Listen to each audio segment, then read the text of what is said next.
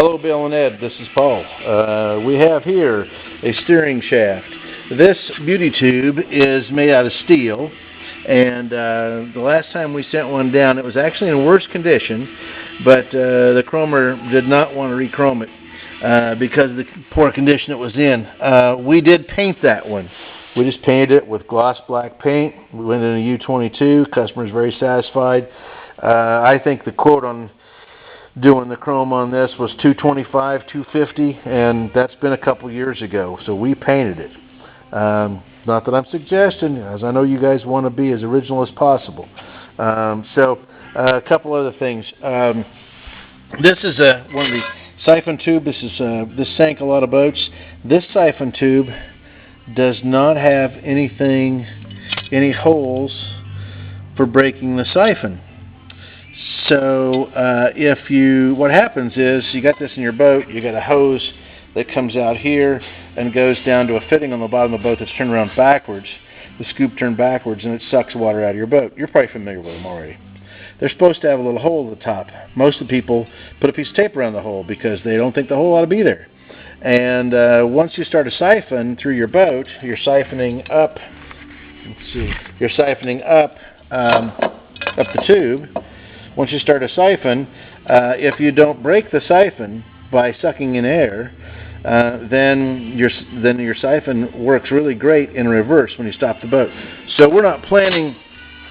If I put a through hole in there, I'm going to plug it, unless you tell me otherwise. So we just need a little direction on that. Here we have the fuel tank vent, and we have a crank, which I would hate to use on the engine. I've had one of those stick in an engine one time, and you don't know whether to wind your watch or take a dump or walk around the engine to get it shut off. Okay, couple other things. Shaft, I noticed we got two stainless steel nuts here. The correct original nut would have been a Castle nut. I have one here if you want me to use it. We found the two back wedges, and there's one front wedge, which is a shorter wedge. And so we found one of those. It was remaining in the boat. The other wedge is missing, so we're going to have to get a wedge, unless you want to look there for a wedge. We're going to get brass hose clamps like were used on the shaft log. That packing gland seems to be okay. Now, here's the shaft log. Interestingly, if you look at the end of this, you see that it's much thinner down here than it is at the top. That's because the shaft has been wearing right here, so much so that there is a hole.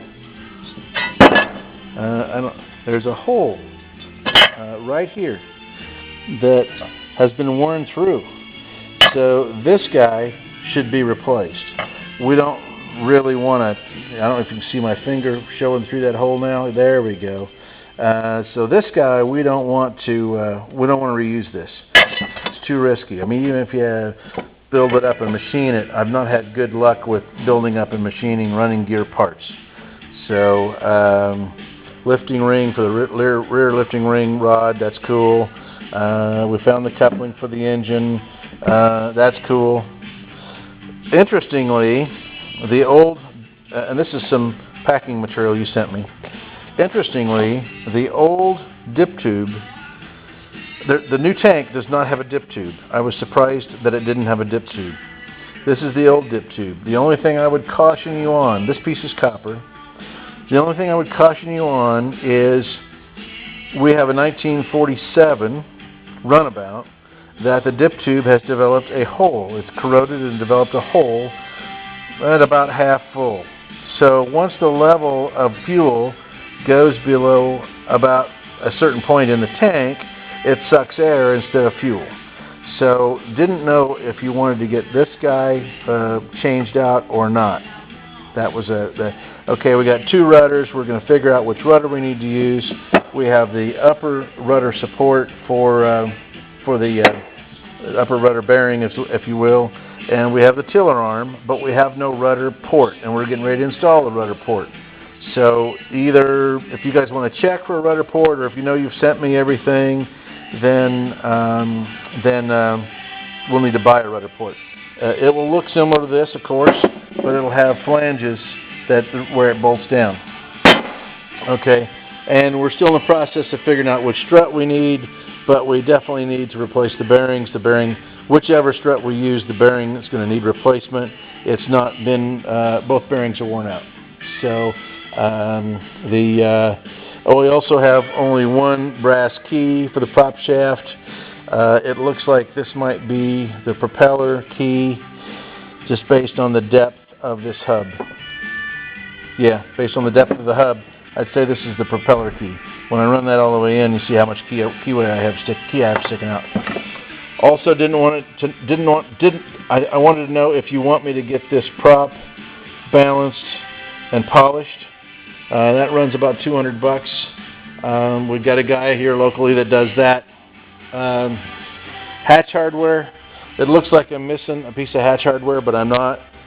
We have the hinge, which is evidently chrome. These guys appear to be stainless. I have not checked by taking a grinder to the back side, but they were stainless on the last boat we did.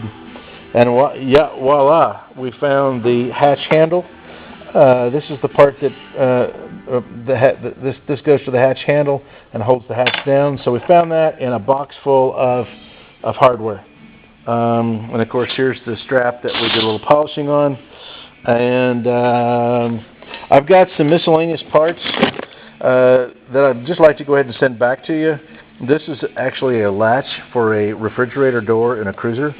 And I do have a horn relay. We put new ones on.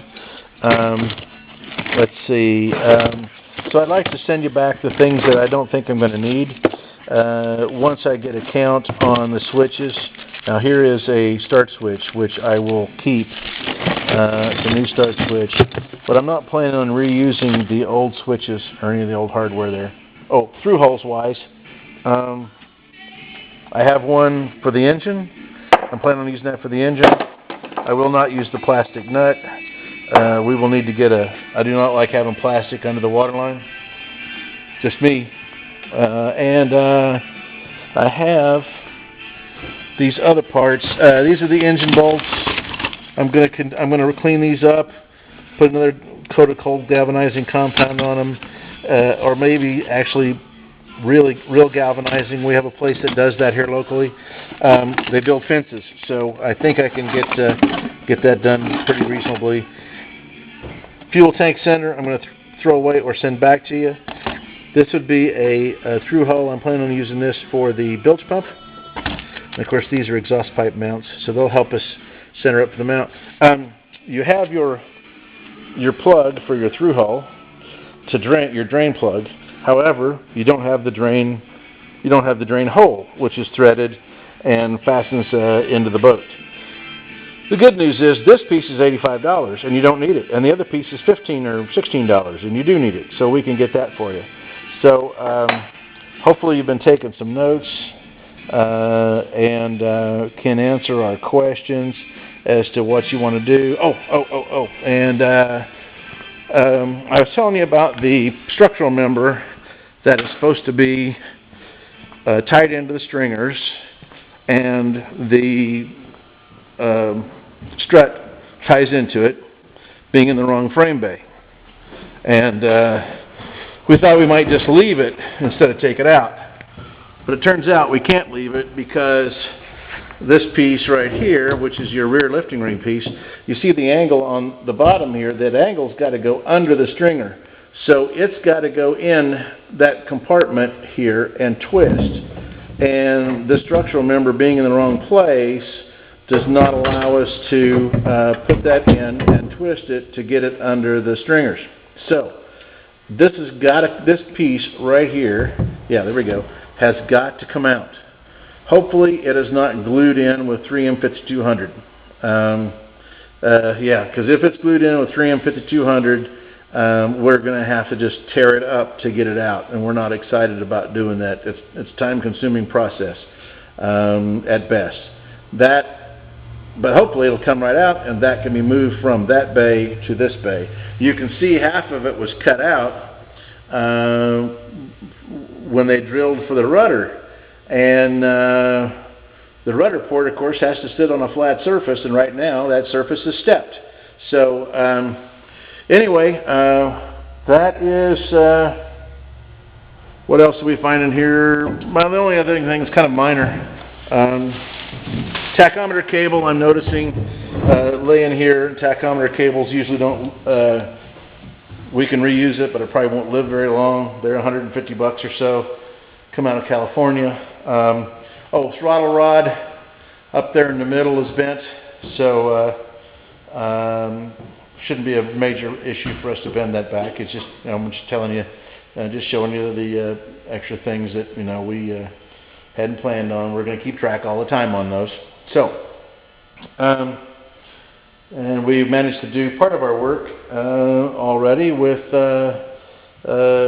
which was the exhaust elbow. We managed to do that and come in a little under our budget on that. So that's exciting news too.